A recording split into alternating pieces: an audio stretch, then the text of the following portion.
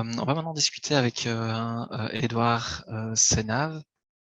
Donc Édouard Senave est gérant de Webika, agence de réalisation et de conception de site e-commerce, qui a récemment fait son bilan carbone. Donc il va nous donner un peu une vision et puis aussi partager sa vision plus générale autour des enjeux de l'e-commerce. Je te laisse la parole, Édouard. Bonjour à tous. Vous voyez mon écran, tout est en ordre, vous m'entendez? Oui, parfaitement. Ouais. Voilà, moi j'arrive un petit peu à la fin pour clôturer cette session, donc je vais essayer qu'il n'y ait pas trop de redites, mais évidemment tout ça se boucle un peu. Donc moi j'essaie de faire ici une vision un peu 360 degrés des enjeux de l'environnement. Je vais pas reparler de logistique ou de packaging, mais je vais essayer de, de boucler un peu tout ça. Quels sont les soucis d'e-commerce en fait, hein? J'aimerais bien, moi, revenir avec quelques visions plus globales, hein.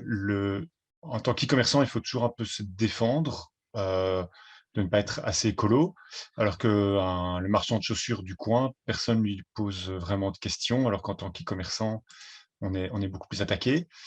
Moi, je pense qu'il y a plusieurs raisons à ça. J'aimerais bien rapidement d'abord revenir là-dessus. Déjà, il y a un peu une défiance à l'heure actuelle contre les technologies et on peut le comprendre. Parfois, on peut moins le comprendre d'autres fois, hein. Je ne sais pas si la 5G est si grave que ça. C'est sûr que l'e-commerce ne correspond pas à l'idéal romantique d'un beau marché où les gens se baladent et discutent entre eux, mais il a son utilité aussi. Et puis, on a notre pire ami Amazon, voilà, qui nous aide pas du tout, hein, par rapport à essayer de défendre l'e-commerce.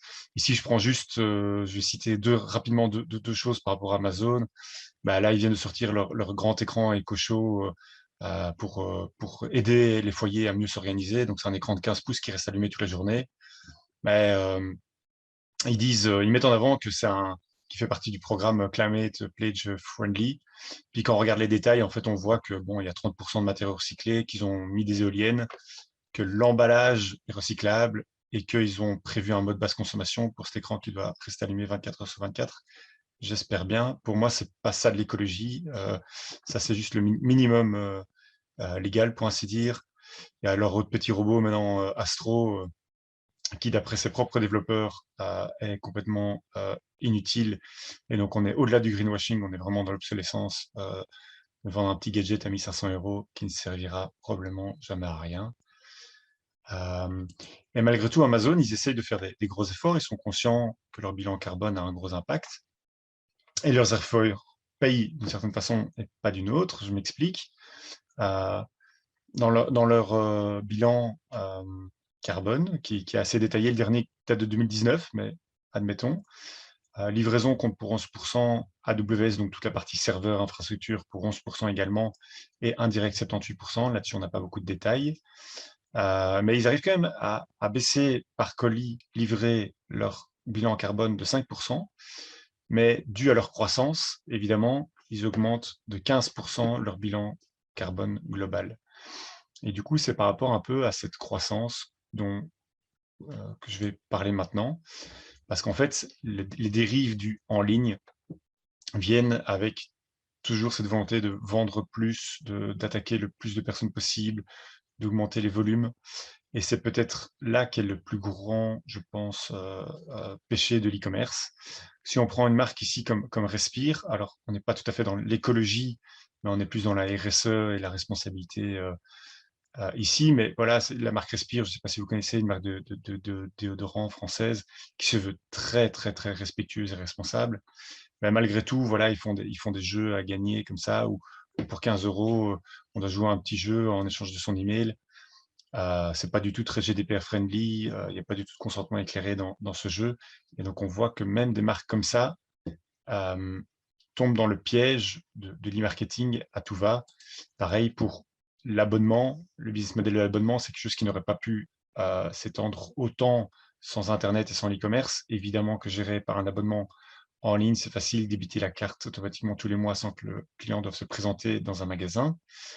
Mais l'abonnement, c'est probablement un des plus gros scandales écologiques quand il est mal géré, évidemment. Si c'est vous abonner à quelque chose que vous utilisez, il n'y a pas de souci.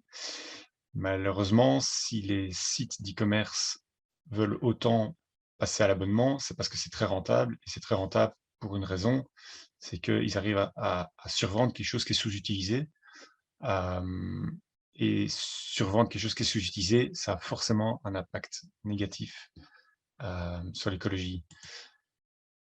Alors, comment on peut sortir de ce greenwashing? Je l'ai un peu évoqué. Je ne sais pas si c'est un schéma qui parle à tout le monde ici, hein, le framework ARE, acquisition, activation, rétention, référent revenu. C'est vraiment toute personne qui est dans l'e-commerce et qui essaie de bien gagner sa vie, essaie d'optimiser tous ses leviers et donc d'attirer le plus possible de gens sur son site, activer le plus de personnes, donc les convertir et les faire acheter. Rétention, les gens essayent qu'ils achètent le plus souvent possible. Référal, que les clients soient les porte-parole et fassent la pub d'eux-mêmes et que tout ça évidemment engendre des revenus. Moi, en tant qu'agence e-commerce, c'est pas du tout le conseil que je donne à mes clients d'attirer le plus de monde possible. Ça n'a aucun sens. Il faut attirer les bonnes cibles, amener quelqu'un vers son site qui va faire consommer du CO2 à visiter ce site n'a aucun intérêt. Faire acheter à quelqu'un un produit qu'il ne va pas utiliser n'a aucun intérêt. Et donc, tous ces leviers qui permettent d'avoir une meilleure performance en ligne, il faut toujours bien se demander à quel est son détriment. Pareil pour les rappels de panier abandonnés, est-ce que c'est toujours bien indispensable? Est-ce que toutes les activités doivent avoir un rappel de panier abandonné? Est-ce que quelqu'un qui a abandonné son panier n'est pas simplement quelqu'un qui a pris une décision sage? Est-ce qu'il faut vraiment le relancer avec le coût écologique de l'email, avec le coût mental de la personne qui doit lire cet email, avec la charge morale de tout le temps relancer quelqu'un? Est-ce que vous le feriez dans la vraie vie? Est-ce que dans un magasin physique, vous accepteriez que quelqu'un vienne après vous relancer le soir en disant: «Pourquoi tu n'as pas acheté mes chaussures dans mon magasin?» Je pense pas, et je pense que malgré qu'on soit en ligne, il faut aussi respecter les gens. Alors le en ligne, bien sûr, il est aussi à démonter pour cette frénésie du Black Friday, des soldes, du Prime Day, du Cyber Monday, du Double 11. Ça, c'est très, très asiatique, hein, avec la fête des célibataires. Mais chez nous, on a d'autres petites choses comme le week-end du client. Mais voilà, plutôt que les prix barrés, vous pouvez aussi peut-être barrer la date du 26 novembre, qui est la date du Black Friday cette année, de votre agenda. J'ai mis ce petit mème, hein, à côté où les gens veulent acheter une télé à 450 €, attendent, et puis le jour du Black Friday, elle est à 700 € barré 450, et là ils achètent.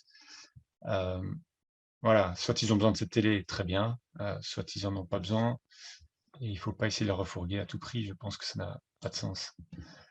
Là, je sors du coup un tout petit peu du cadre de la présentation, mais ça, c'est une petite présentation de partager, c'est sympa, qui explique vite fait le petit schéma. Est-ce que quand on a envie d'acheter quelque chose, est-ce que c'est vraiment un besoin ou est-ce que c'est une envie? Si c'est une envie et que ça vaut pas grand-chose, est-ce qu'il n'y a pas moyen de ne pas la prendre? Est-ce que si c'est une envie, est-ce qu'il n'y a pas moyen de la louer ou de l'emprunter? Si c'est vraiment un besoin, est-ce qu'il n'y a pas des alternatives? Est-ce qu'il n'y a pas moyen de réparer en fait quelque chose qu'on avait déjà mais qui fonctionne plus? Est-ce qu'il n'y a pas moyen de l'acheter d'occasion?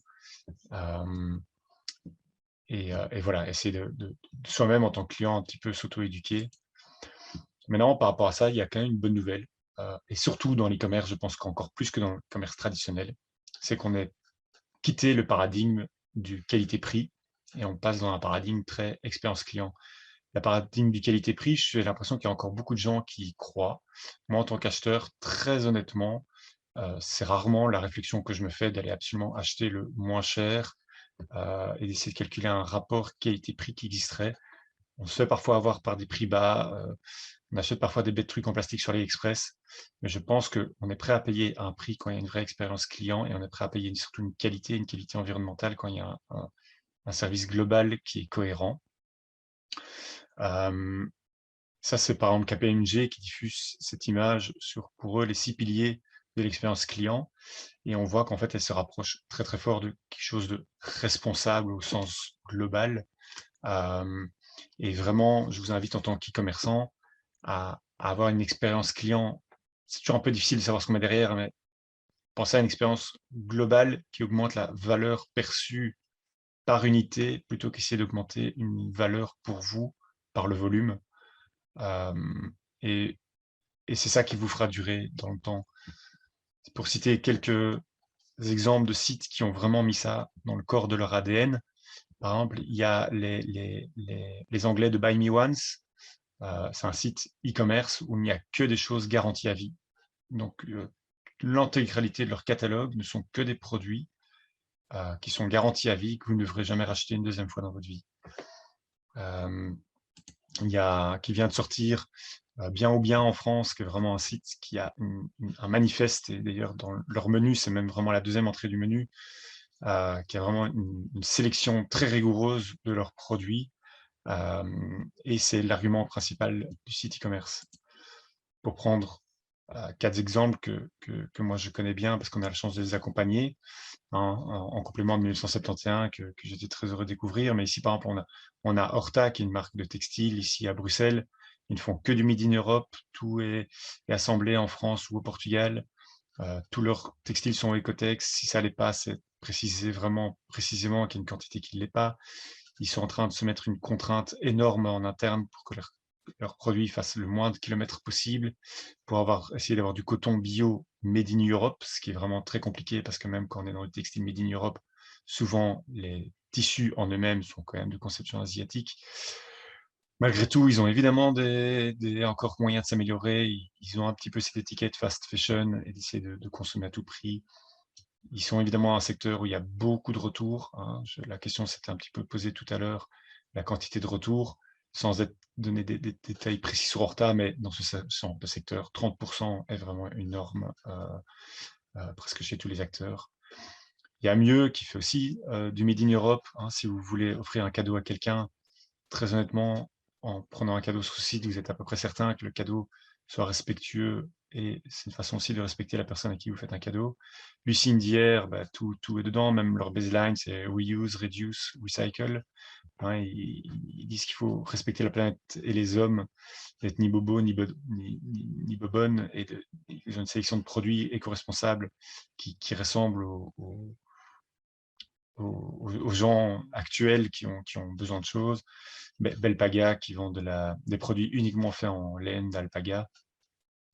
Voilà, il y a des e-commerçants qui mettent vraiment ça dans leur ADN, c'est vraiment un facteur différenciant, et qui économiquement, du coup, vendent bien, s'en sortent très bien, et n'essayent pas de mettre de la surconsommation partout.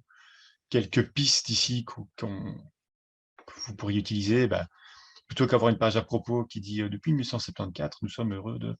Non, essayez de parler à la personne. Commencez votre page about en parlant de votre client, de ses attentes, de ses besoins, et vous verrez que naturellement, vous allez avoir vos valeurs qui vont se dessiner. Et puis, c'est évidemment de respecter les valeurs que vous annoncez, c'est une évidence. Pourquoi pas, comme Nicolas de Bipost l'a précisé tout à l'heure, indiquer une estimation de l'équivalent CO2 de la livraison pour chaque solution de transport, sans être précis, hein, sans spécialement faire un calcul en fonction de la distance du client, mais voilà, dites que pour 100 km, ce transporteur-là consomme autant, et tel transporteur autant, et c'est pas grave si c'est qu'une estimation, si ça permet déjà d'avoir des ordres de grandeur, ça aide le client à décider.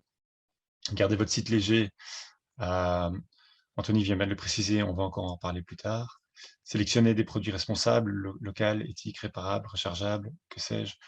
Hein, le rechargeable, on n'y pense pas toujours assez en e-commerce. C'est vrai que ça fait quand même un nouvel achat, une livraison en plus. Mais si on permet déjà de livrer un produit sans son emballage et avec moins de poids, c'est toujours ça de gagner.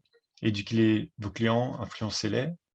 Souvent, le mot influenceur a très mauvaise presse en e-commerce et en ligne actuellement. Donnez-lui une bonne presse et influencez positivement dans le bon sens. Et vous pourrez aller jusqu'à ajouter dans votre page panier n'achetez que si vous en avez besoin. Moi, très honnêtement, si je vois ça sur un e-commerce, j'adore, je craque. Si j'ai besoin du produit, je continue à l'acheter, et je trouve que cet e-commerçant est merveilleux d'oser affirmer quelque chose comme ça. Et si j'ai pas besoin du produit, ça me fait réfléchir, et je pense que tout le monde y gagne quand même si effectivement il y aura un petit peu moins de rentabilité pour l'e-commerçant. Là, je vais passer très brièvement, mais c'est ici en février 2021. En France, ils ont vraiment publié tout un PDF de 318 pages, le lien est là en bas, si ma présentation peut être partagée après. C'est tout un PDF sur l'étude pour un développement durable du commerce en ligne. C'est vraiment très bien fait et ils étudient vraiment de façon très, très large tout ce qui peut être fait en termes de fiscalité, de logistique, du bilan environnemental, encourager la numérisation, y compris dans les petits patelins. On sait qu'en France, il y a quand même des petits endroits beaucoup plus reculés et ils comptent lancer un label commerce en ligne durable. Voilà, si le sujet vous intéresse, je vous invite vraiment à aller lire ce PDF ou en tout cas à le parcourir. Que faire en tant qu'agence, donc, hein, puisque nous, on n'a pas notre propre site e-commerce. En termes de timing, on est loin, donc si, je sais pas si tu as encore... Je vais être rapide, ça va. Super. Désolé.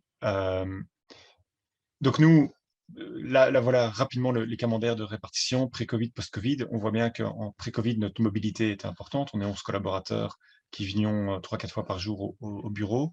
Et évidemment, ça, c'est notre bilan carbone prend en compte les externalités, donc les sites qu'on crée pour nos clients. Et on voit que les sites de nos clients avant représentaient 22%. Post-Covid, ben, les sites ont grandi. Notre mobilité a réduit. Nos bureaux, ça a augmenté parce qu'en fait, finalement, avec chacun qui allume son chauffage, on considère que ça consomme plus. Et l'IT Office, évidemment, ben, on est tout le temps 100% dans le cloud. On a consommé beaucoup plus de données. Mais donc, on voit que nous, si Webpica, en tant que société, veut faire un effort pour améliorer son bilan carbone, c'est vraiment, pour l'instant, au niveau des externalités et des sites de nos clients qu'il faut faire un effort. Et là, je vais essayer de ne pas faire de redite, mais voilà un peu le détail de notre bilan carbone simplifié. Voilà, si les présentations sont partagées, vous pourrez le parcourir. On ne va pas faire ça, ça va être un peu fastidieux. Mais vraiment, on a vraiment pris pour chaque poste une unité, pris un ordre de vendeur de volume, un équivalent CO2 par unité. Et puis voilà, ça nous fait des tonnes de carbone avec un pourcentage sur chaque poste. Et puis par un libellé de couleur, j'ai essayé de regrouper par grand métaposte, hein, le bureau, la mobilité, les sites de nos clients. Et voilà, j'ai mis rapidement un petit équivalent d'arbres plantés. Mais notre bilan, c'est peut-être pas le plus important. Mais donc, il y a une société concurrente, mais c'est avec plaisir que je leur fais un petit peu de publicité ici, NetBusiness, dans la région namuroise, qui ont fait aussi le même exercice pour les sites de leurs clients. Et ils ont très bien documenté ça, et c'est pour ça que je me permets de reprendre finalement leur méthodologie. Et donc vraiment, ils proposent de calculer le poids du site, hein, pas uniquement de la homepage, qui est souvent finalement une des pages les plus légères dans un e-commerce, mais surtout d'une page catégorie bien remplie, d'une page produit, faire la moyenne, prendre son volume de fréquentation par année, par exemple via Google Analytics, et du coup d'estimer un poids global. Alors, Anthony et NetBusiness ont utilisé le site website carbone.com. Moi, je ne l'aime pas beaucoup personnellement parce qu'en fait, il ne prend pas les images et les vidéos en background. Et donc, en fait, il sous-estime beaucoup le poids d'une page. Moi, je conseille parfois soit d'utiliser Chrome si vous êtes développeur avec la console développeur. Ça, si vous ne l'êtes pas, ben, vous faites CTRL-S, hein, vous faites enregistrer sur un site, enregistrer la page web complète, et finalement, vous verrez très rapidement le poids que fait votre répertoire enregistré, et vous pourrez mesurer comme ça le poids de votre site. Évidemment, améliorer le poids de son site, c'est un intérêt pour l'écologie, mais c'est un intérêt pour l'expérience utilisateur. Donc, il y a tout intérêt à le faire. Dites-vous que si votre page fait moins de 3 mégas, c'est qu'elle est vraiment très performante. Si elle fait plus de 10 mégas, c'est qu'il y a probablement des efforts à faire. Thomas l'avait précisé aussi en début, mais donc bien sûr, il y a votre application, hein, prenons ce terme générique, il y a la base de données derrière, mais en fait, il y a la consommation électrique et de fabrication de devices, de tout ce qui tourne, tout le réseau Internet qui fonctionne entre vous et le fournisseur, le smartphone que vous avez acheté, votre télé, tout ça consomme, hein, donc il n'y a pas que le serveur à prendre en compte. C'est pour ça qu'il faut absolument optimiser le temps des pages, hein. J'y vais vite parce qu'on ne va pas se redire avec Anthony, mais donc optimiser le code, optimiser les volumes de contenu, donc surtout vos vidéos et vos images, c'est absolument à réduire. Et puis alors un point que lui n'a pas abordé, qui me semble avoir sens aussi, c'est tous les appels aux ressources externes, par exemple Google Maps, Instagram, toutes les API. c'est aussi des volumes énormes, hein. Moi, je me souviens avec un client, il me demandait de mettre à jour son catalogue produit, images compris, tous les soirs. Et c'était 15 gigas de données qui devaient être rapatriées tous les soirs. C'est quelque chose qu'on a refusé. Ça n'a aucun sens de tous les soirs faire transiter 15 gigas de données, juste plutôt prévoir quelque chose de pertinent.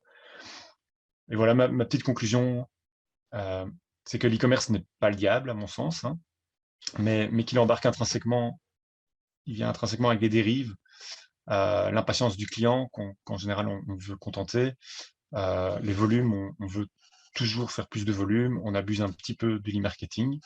Et pourtant, je pense qu'il est tout à fait possible de se défaire de tout ça, faire des campagnes raisonnables, ne relancer le client que quand c'est pertinent, réduire le poids de son site. Et voilà, si vous n'êtes pas d'accord avec ça, si vous êtes en colère contre ça, ou si vous êtes en train de marchander avec ces informations en vous disant oui, mais moi, c'est pas trop grave, eh ben, c'est très bon signe, c'est que vous êtes déjà dans la célèbre les étapes du deuil de Kübler-Ross, c'est que vous êtes déjà dans votre cheminement et que bientôt vous pourrez prendre les bonnes décisions, accepter ça et améliorer votre site et améliorer votre conception. Et voilà, je vous donne rapidement mes coordonnées si vous avez une question, et sinon je vais évidemment y répondre dans Q&A.